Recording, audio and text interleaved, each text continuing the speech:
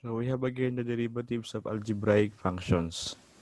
Now we're going to discuss the chain rule of differentiation. So we have the chain rule of differentiation. So meron tayo ditong tatlong condition ng functions wherein we're going to apply the different ways on how to solve for the derivative of y with respect to x. First, if we have a function y equals function of u and u equals function of x, so we have two functions here. Our y is expressed as function of u and u is expressed as function of x. To find the derivative of y with respect to x, so equal yan kay dy over du times du over dx. Okay. Dito kasi,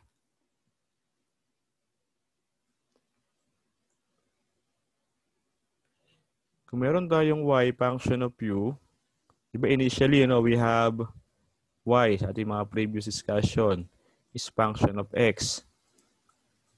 And we are differentiating y with respect to the independent variable x. Kaya meron tayong dy over dx. So pag meron tayong y function of u, ang makukuha mo dyan ay dy over du. Derivative of y with respect sa independent variable mo na u.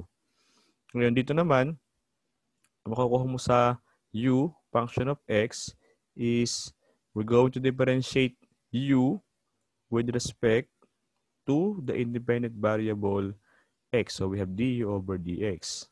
Kaya nga we're going to multiply the two derivatives to solve for dy over dx. Para tayo mayroong fraction, Pag chinek mo to, multiply mo, magka-cancel si du. So matitira sa'yo dy over dx na lang. So yun siya, Ito yung una. Kung ang y ay function of u at ang u ay function of x. Okay. Another one, if we have a function y, again, is also function of u. Y is equal to function of u. And also, x is a function of u. So, y and x are expressed in terms of u. So, dito, ang makukuha mo dyan is derivative of y with respect to u. Yun yung una. Sa pangalawa, makukuha mo derivative of x with respect to u. So, pag multiply mo sila, hindi lalabas ang dy over dx. Magkakaroon ka ng dy dx over du du. Parang ganun mangyayari pag multiply ng fraction, So, hindi pa pwede. Kaya ang mangyayari dito, we're going to divide. To solve for dy over dx, so dy over du over dx over du. So, divide mo yung dalawang derivative naman. Division tayo. Ito kasi, in-apply mo yung sa fraction, di ba? Kukunin mo itong means and extremes natin. So, pag sinimplify mo yan as fraction, meron kang dy times du. dy du over du saka dx. Since ito ay common, pwede mo itong tanggalin. Ang magiging sagot mo ay dy over dx. Kaya nga, we're going to divide dy over du doon sa dx over du. dy over du, dx over du. So, tandaan nyo, pagka parehas function of u, yung y and x, so divide nyo yung derivative. Derivative ng y over derivative of x. Okay. Last is if a function x is equal to is expressed as function of y. So meron tayong x equals function of y. To find the derivative of y with respect to x, meaning dy over dx, ang gagawin natin, ganito. Dito, makukuha mo dyan ay derivative ng x with respect to y. Diba? Meron tayo kasing dependent variable, independent. So, derivative tayo lagi ng dependent variable with respect sa independent. Kaya dx over dy tayo dito. So, ang hinahanap mo dyan ay dy over dx. So, makukuha mo ngayon ay dx over dy, reciprocal mo lang, 1 over lang. Kaya ang dy over dx ay 1 over nung derivative nung dx over dy. So, yan yung concepts ng chain rule of differentiation. Okay. Sample tayo, no, para makita gagawin. Okay.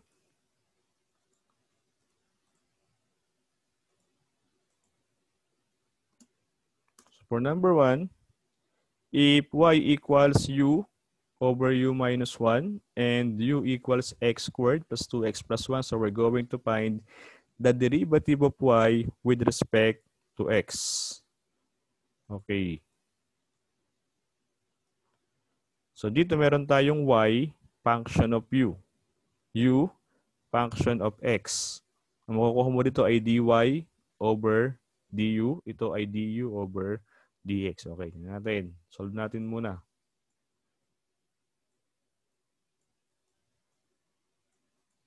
So, we have our solution.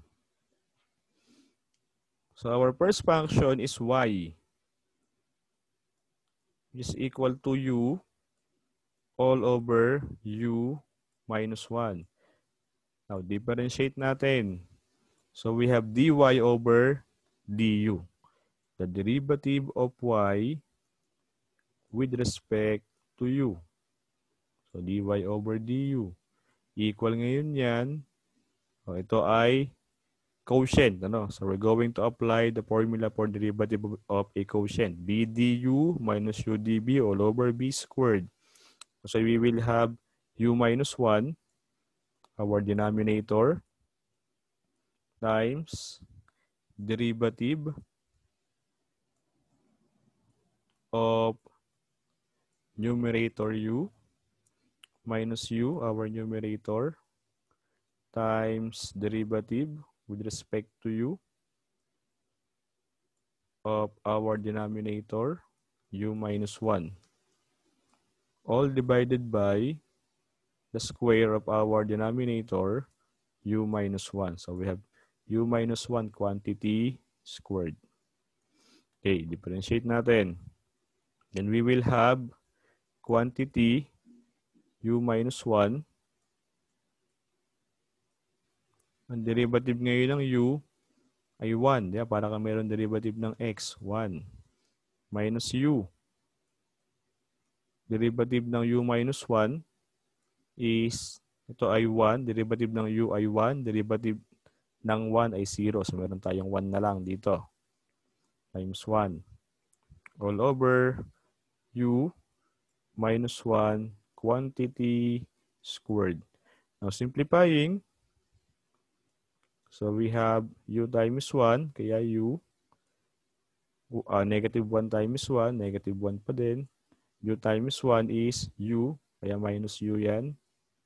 Then all over u minus 1 quantity squared. In our numerator, u minus u is 0, so wala na to. Then we now have negative 1. So for our dy over du,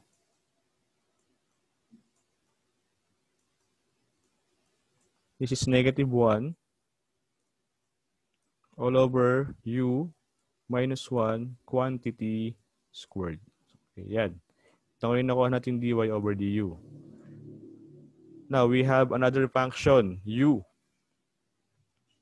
So, u equals x squared plus 2x plus 1. So, derivative na ng u with respect to x. Kaya magkakaroon tayo ng du over dx. So, ang du over dx ay equal ngayon kay 2x. Diba? Bring down yung 2. Tayo sa power formula. Okay. Derivative ng 2x, diba? Derivative ng x, yung kanyang coefficient. So, derivative ng 2x ay 2. Ang derivative ng 1 ay 0. So, du over dx equals 2x plus 2. So, ang ating hinahanap ay we're solving for dy over dx. So, ito ay equal Ang una mo nakuha ay dy over du. Multiply mo ngayon si du over dx. Multiplication lang, ano? Kung dyan, makakita mo dyan na tama ginagawa mo, no? Kasi ang maiiwan dyan is dy over dx. Diba itong du at du, taas, baba. So, pwedeng cancelin yun, makakancel yun. Maiiwan sa'yo, dy over dx na lang.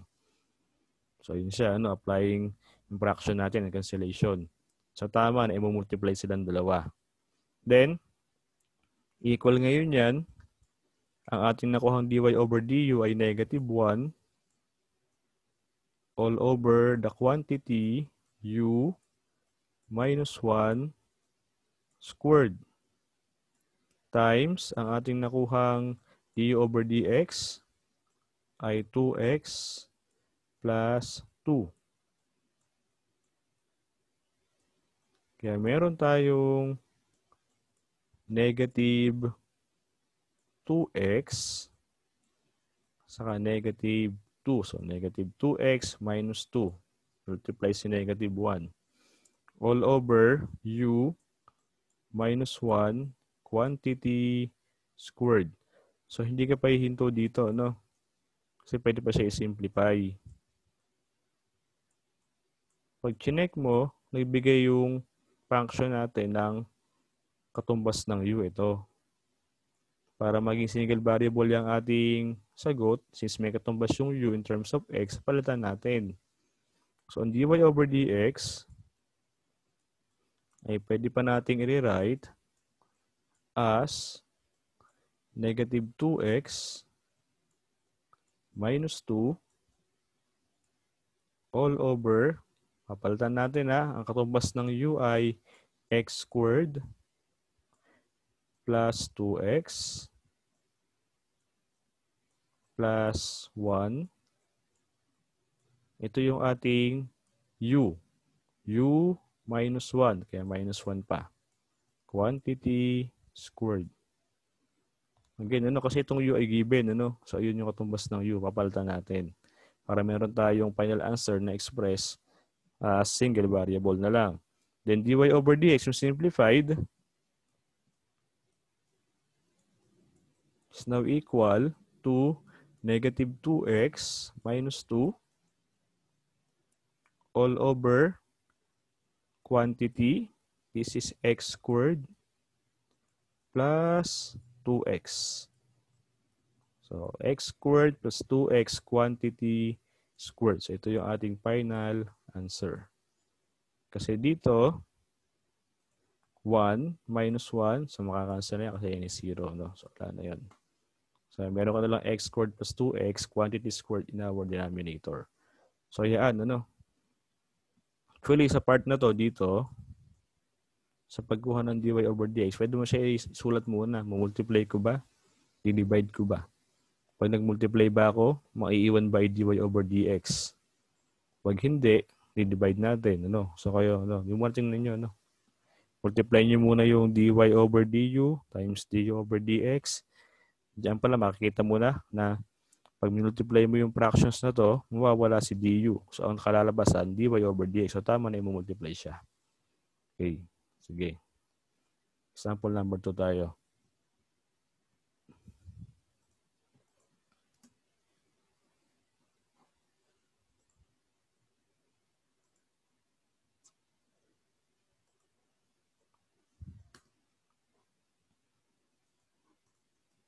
So for number 2, we have y equals u cubed minus 3u and x is equal to u cubed plus 3u squared plus 3u. We're going to find dy over dx.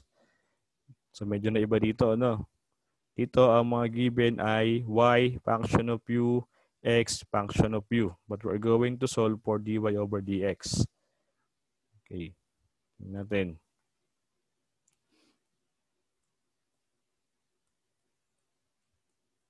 Solution. Tayo sa first function, which is y equals u cubed minus 3u. Then we're going to differentiate this function. Ang makukuha mo dyan, derivative ng y with respect to u. Kaya meron tayong dy over du. Then we will have 3u squared minus derivative ng 3u ay 3. So this is our dy over du. Next, we have another function is x. X is equal to u cubed plus 3u squared plus 3u. Then, meron ko yung derivative ng x with respect to u. So, magkakaroon tayo ng derivative ng x with respect to u is equal to 3u, di ba 3 minus 1 is 2, so we have 3u squared plus 3 times 2 is 6, so we have 6 u raised to 2 minus 1 is 1, kaya 6u na lang yan, plus derivative ng 3u is 3. Okay, so this is our dx over du. Okay, natin ko pa yung ano gagawin, ano? Ang dy over dx na pinapahanap sa atin, dy over dx, multiply ko by dalawang derivatives. Natin kung tama, ano? So, ang unang nakuha natin ay dy over du. Pag multiply ko yung pangalawang derivative, dx over du, lalabas ba ang dy over dx? So, hindi. No, kasi wala tayong makakancel dito eh. Parehas na sa baba yung du. So, ganyan lang siya. dy dx, du, du. Wala tayong makukuha ng dy over dx. So, mali na siya ay ating i-multiply. So, mag-divide tayo. dy over du divided by dx over du. Ayun, ano? Okay, ayusin natin.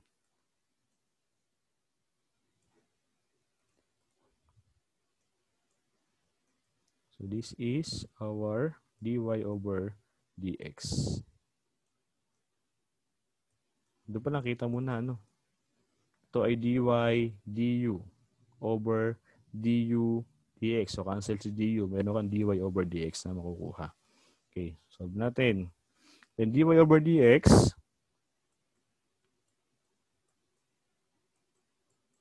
is now equal to our dy over du, ito yun, ay equal kay 3u squared minus 3 all over our dx over du is 3u squared plus 6u plus 3. Since wala tayong katumbas ng u sa x, so pwede huminto ka na dyan. No? Yan ang ating final answer in terms of u. Kaso, check mo muna kung pwede ba siya i-simplify pa. Using algebra, pwede ba siya i-factor? Meron ba tayong makakancel? So, pag check natin ang numerator, ang kanyang common ay 3, di ba? 3 at 3, pwede siya i-factor out. So, pag nilabas ko yung 3, ang may iwan dito ngayon ay u squared. Ito naman, 1. Actually, factoring parang division, ano? Para di kayo mamali. 3u squared, pag nilabas mo yung 3, pinactor mo yung 3, parang ginagawa mo doon ay yung 3u squared na yan, divide mo ng 3. Kaya may iwan na lang ay u squared. Tapos yung 3 na isa, divide mo rin ng 3. 3 over 3 is 1. Kaya meron kang 1 dito. Yun na isipin nyo na pag-factory, parang dinidivide mo. Yung pinapactor mo, dinidivide mo sa bawat term. So, 3u squared over 3 is u squared. 3 over 3 is 1. Kaya meron tayong 3 times the quantity u squared minus 1. Okay. All over. Ganon din dito, no? Lahat to, ang common ay 3. 3 ang kanilang common. So, lalabas yung 3. O, 3u squared over 3 is u squared na lang. Plus 6. 6 over 3 is 2. So, meron tayong 2u.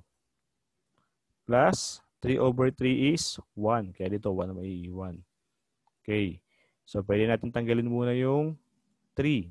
Kasi common, taas at baba. Magkakanselan tayo pagka naka-factor ha. Pag naka-multiply, 3 times the quantity, 3 times the quantity. So, pwedeng tanggalin yung 3 dyan. Okay, rewrite natin. So, equal ngayon ito kay u squared minus 1. Kasi natin ito. Okay.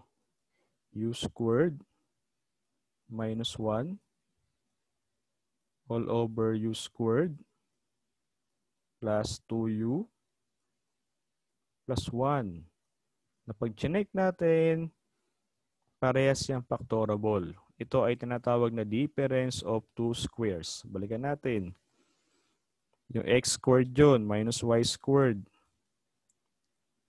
Na ang factors ay x plus y. Yung pinaka-square root. Times x minus y. Ito kasi ay u quantity squared minus 1 quantity squared. Difference of two squares. Kaya ang factor mo dyan is u plus 1, u minus 1. And we will have in our numerator, u plus 1 times u minus 1. Yun tayo sa denominator, siya bifactorable. Okay, babalik tayo kay tinatawag na quadratic yan, tatlong term yan, trinomial. No. Check nyo muna kung siya by perfect square, trinomial. Baka perfect square yan eh. So yung ano yun, x squared plus 2xy plus y squared. Ito, kukunin mo. Ang square root nito ay x. Ang square root nito ay y. Multiply mo silang dalawa, x times y is xy. Multiply mo ng 2, magiging 2xy. Pag itong nakuha mo ay equal sa gitna, so yan ay perfect square trinomial. Yan ay isang perfect square trinomial. Ang kanyang factor, ito. Saka ito. So, quantity x, y, squared. Yung operation mo dito, itong basihan yung gitna. Plus yan, kaya plus ka dito. Kung minus, minus ka dito. So, ganun siya, ano? So, itong isa natin, u squared. U squared plus 2u plus 1. O, yung dulo, parehas perfect square. So, square root mo ang u squared. Ang square root niyan ay u. Ang square root ng 1 ay 1. Multiply mo silang dalawa. U times 1 is u. Kung multiply mo ng 2, lagi multiply ng 2 pagka multiply ng dalawang magkabilang dulo. So, ang lalabas ay 2u. Ang 2u ay equal doon sa gitna. Kaya ito ngayon ay perfect square trinomial. So, ang factors niya, itong pinaka-square root natin, u, saka square root ng dulo, 1, quantity squared. Ang gitna ay plus, kaya tayo ay plus dito. So, rewrite natin. Yung baba ay equal sa u plus 1 quantity squared. Okay. Kaya ano ba tayo makakancel? So, meron, u plus 1, common sa taas at baba. Cancel ito, saka yung isang u plus 1. 2 minus 1, so 1 na lang mangyayari dito. Okay. Then, our dy over dx is now equal to u minus 1 all over u plus 1. So, ito ngayon yung ating dy over dx. So, ganun pa rin, ang kanyang final answer ay nasisimplify natin using algebra. So, isang common dyan is factoring. Okay, so kailangan nyo pa rin ulit balikan ang factoring natin. Okay, sige. Tayo sa last example ng ating chain rule of differentiation. Okay. So, we're going to erase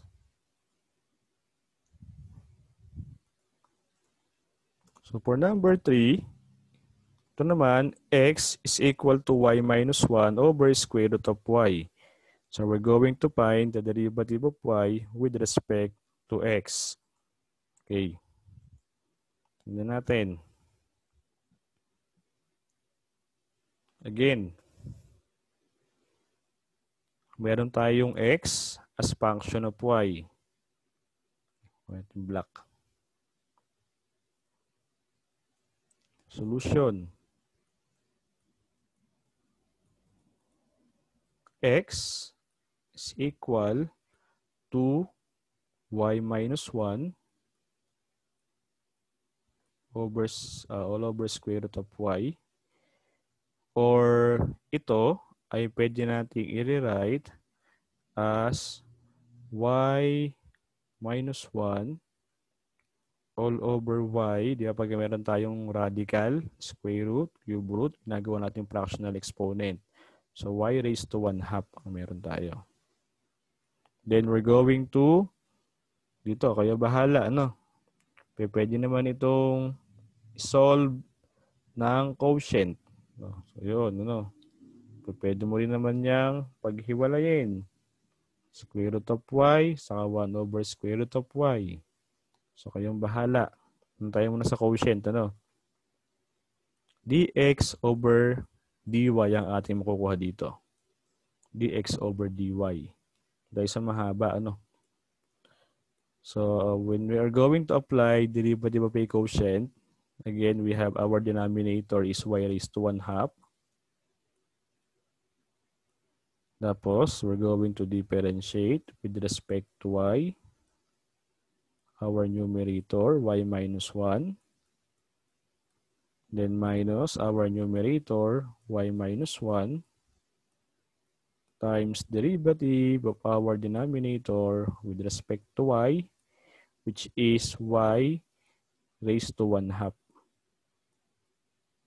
All over the square of our denominator, y raised to 1/2, so quantity squared. Then, equal ngayon yan kay y raised to 1/2.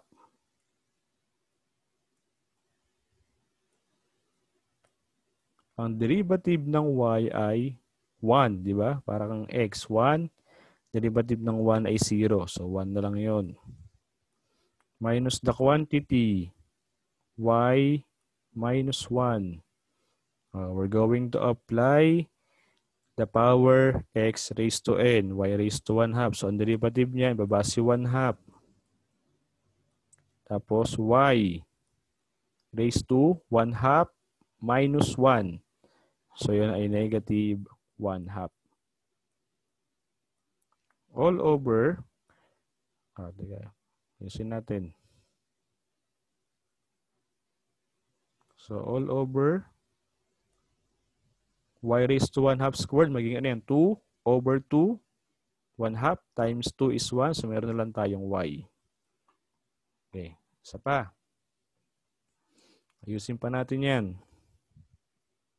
So, ito ngayon ay y raised to 1/2 times 1, kaya y raised to 1/2 na lang yan. Minus y minus 1, diba, times 1/2 pa rin. Para ma-simplify si negative exponent, gagawin natin reciprocal. So, 1 over y raised to positive 1/2 na siya ngayon. Okay. All over y. Simplified, ano? So, y na yun. Okay.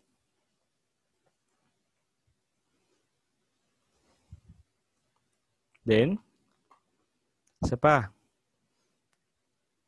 Equal ngayon yan kay y raised to 1/2 or square root of y yan, nakatumbas.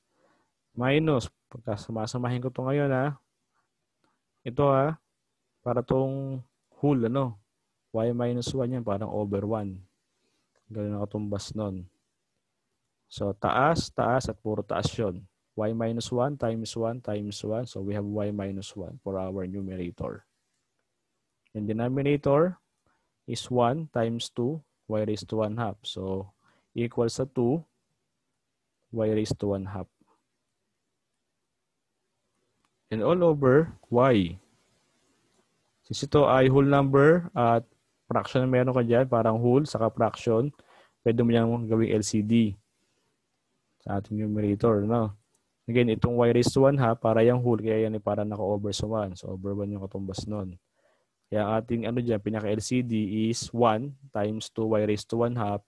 So, we have our LCD as, LCD natin sa taas is 2y raised to 1 half. So, 2y raised to 1 half divided by 1 is 2y raised to 1 half. Kaya magkakaroon tayo dito ng 2y raised to 1 half.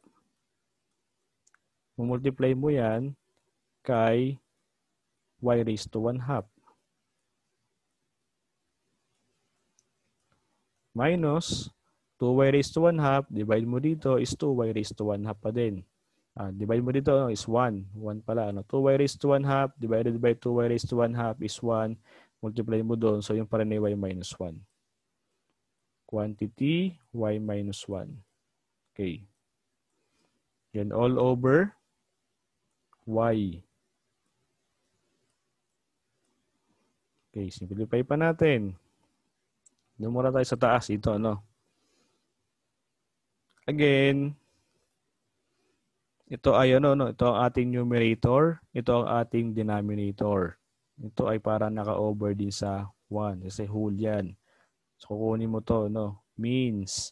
Saka ito yung ating pinaka-extreme. Then magkakaroon tayo ngayon ng numerator. Ito muna tayo sa part na to. Ito. Dito. Yan. Y raised to 1 half. Multiply mo kay y raised to 1 half. Sabihin niyan is y raised to 1 half. Diba? I-add mo exponent dun 1 half plus 1 half. So magkakaroon ka ng y raised to 1 or simply y. Or pwede yung square root of y. Square root of y. Meron kang square root of y squared. Kaya cancel ito. So meron kang y.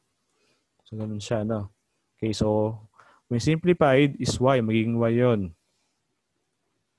Ngayon ay 2y. 2y minus. Dito tayo ba? Pag niremove itong ating grouping symbol, negative y, saka plus 1 ang katumbas nun. All over. Dito tayo. Ito naman ang ating denominator. 2 y raised to 1 half multiplied by y. So, yun yun. Ito kasi times 1 lang, kaya as is na siya, when simplified. So, ito yung simplified form yan. Then, multiply natin kay 1. Ito yung 1. Sige. Then, again, we have our dx over dy as 2y minus y is y. So, y plus 1. Y plus 1 over, ito ay 2y, y raised to 1 half ay square root of y. Okay, so yun, meron tayo. Ito ngayon ang dx over dy, but we are solving for dy over dx. So, bago mo siyang reciprocal, babaligtarin mo lang. So, ang dy over dx ngayon, is reciprocal niyan, kabaligtaran. So, palit ng pwesto, 2y square root of y all over y plus 1. So, we have our dy over dx. So, ganun na. So, medyo mahaba lang ang naging solution. Okay. Try nyo rin siya isolve, pag-iwalayin nyo lang ito. Ito kasing function na yan, pwede mo i-express as x since naka-over ka sa may single denominator lang ang ating function. Pwede mong paghiwalayin yan. Y over square root of y minus 1 over square root of y. Kaya ito, y over square root of y, square root of y yun. Ito naman ay y raised to negative 1/2. So, kayo man bahala sa pagsosolve, ano. Kagaya ng ginawa ko, nag-ano naman ako quotient. Pero pwede rin ito. Para meron ka dyang y raised to 1/2 minus y raised to negative 1/2 mangyayari. So, yun. Ang paraan na pag-solve. Okay. And also, yung kagaya ng example 1 kanina, yun, pwede mo rin-solve yun na ipapalit mo agad yung u na function of x. Pwede rin naman yun. Ano ba yung given kanina? Okay, erase ko na dito. Ano? Yung given kanina ay y is equal to u all over u minus 1. Ito yung example 1 natin kanina. And u is equal to x squared plus 2x plus 1. Di kanina. Yung nag-given natin. So, ang ginawa ko dyan kanina is kinuha ko dy over du, d over dx, multiply. Ngayon, yan, pwede mo rin i-solve muna yan. Simplify mo muna equation. Ano? Since merong u, palato mo kagad yung u. Ang katumbas ng u ay x squared plus 2x plus 1. Then all over, again, ang u ay x squared plus 2x plus 1. U, mas minus 1 pa siya. Kaya ang y ay equal na lang kay x squared plus 2x plus 1 all over x squared plus 2x kasi ito ay 0. 1 minus 1. Saka mo siya ngayon i-differentiate. Makukuha mo ngayon dyan, diretso ka na sa dy over dx. So, ayun na siya. No? Hindi ka na mag-multiply ng dalawang derivatives. Kasi dyan, binigay sa atin kagad yung u as function of x. So, diretso na yan kagad. Okay. So, yan yung chain rule of differentiation.